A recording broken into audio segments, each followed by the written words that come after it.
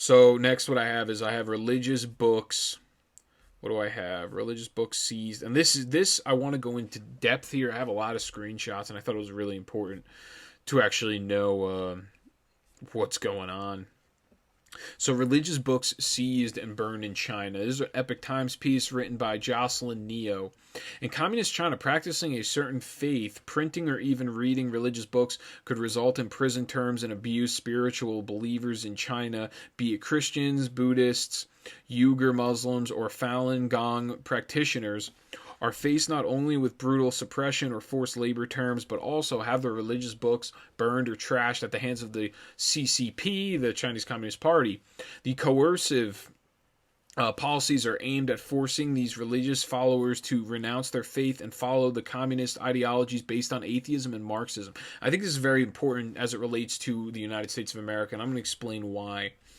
According to Bitter Winter, a magazine on religious liberty and human rights in China, a three self church venue is one of the villages under the jurisdiction of Lanling County was demolished in July 2020. So this is a church, a religious church that was demolished in July 2020 by the government. A county government official told the congregation that, and I quote, all churches to close to government institutions must too close to government institutions must be destroyed, and the same goes for, and I quote, those that look better than government buildings, end quote. So the government, the Chinese Communist Party, is destroying any religious buildings that are near government institutions or look better than government buildings.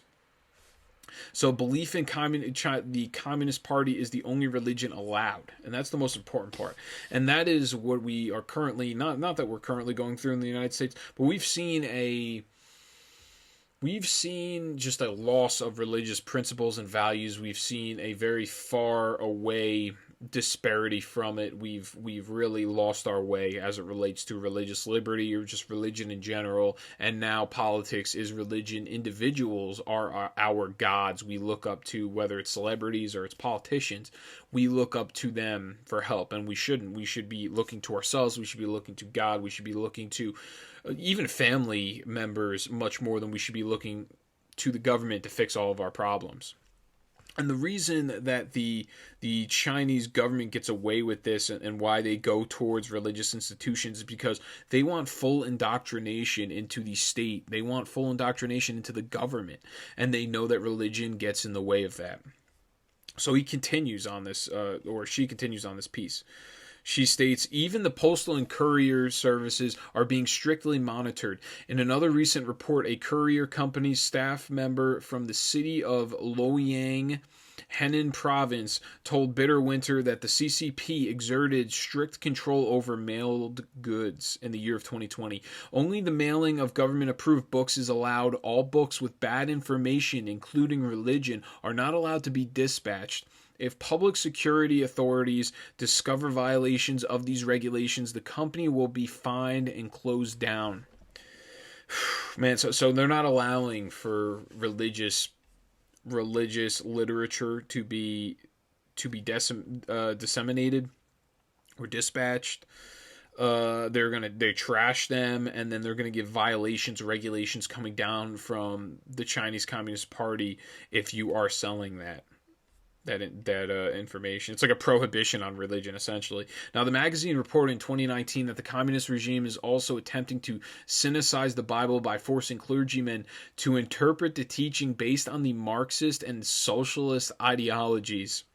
So Bitter Winter's three self preacher told Bitter Winter, and I quote, "This is a distortion of the Christian faith. It is the work of the devil. The situation is becoming increasingly dire. The government is increasingly pressuring step by step. In the end, they want to eliminate religious belief completely." And they're what they're doing is they're making people teach the Bible, but they're interpreting it in Marxist ways and socialist ideologies. This is something that Al Qaeda was doing. There's this thing, it's called, and I read this when I was in college because I studied extremist groups, 39 Ways to Serve Jihad. And what they did was they interpreted the Quran in ways in which it can it can benefit having this extremism or having this Al Qaeda group. What they did was they interpreted it as, okay, this is what they said, and this is what it means, and they interpret it meaning, oh, you need to serve jihad, you need to kill apostates, things of that nature. Now, apart from banning the spiritual publications, the Chinese authorities spare no efforts in confiscating religious books that aren't officially approved by the Chinese Communist Party. In March last year, the local authorities demolished a 3-self church in Jining City's Yatao County after deeming it an illegal construction. Officials stormed into our church before we even finished collecting our belongings. A congregation member told Bitterwinter. They tore up all Bibles and images of the Lord Jesus. Chen Yu, the owner of the Christian online bookstore in Taizhou City, Zhejiang Province, was sentenced to 7 years and fined $200,000 or 200,000. I guess it's called yen there, or yuan.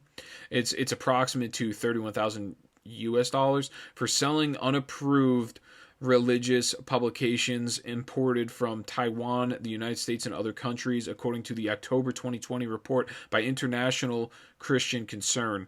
The authorities also plan to destroy the 12,864 Christian books from his bookstore. So you're seeing a huge persecution of religious liberty. It's also related to, you have the Uyghurs, and then you have the Christians, and then apparently I was reading in the same exact article, Buddhism, which is actually supposed to be recognized nationally by the Chinese government. They're attacking Buddhists as well. So really, if you're a religious believer in anything, you are just not accepted by the Chinese government, because they know that they cannot indoctrinate you because you believe in a higher being, and you prioritize the higher being as well as your family above the Chinese Communist Party, which I think that was also another reason why they only were allowing for a very long time one person. I think it didn't actually have to do with, they only allowed you to have one child.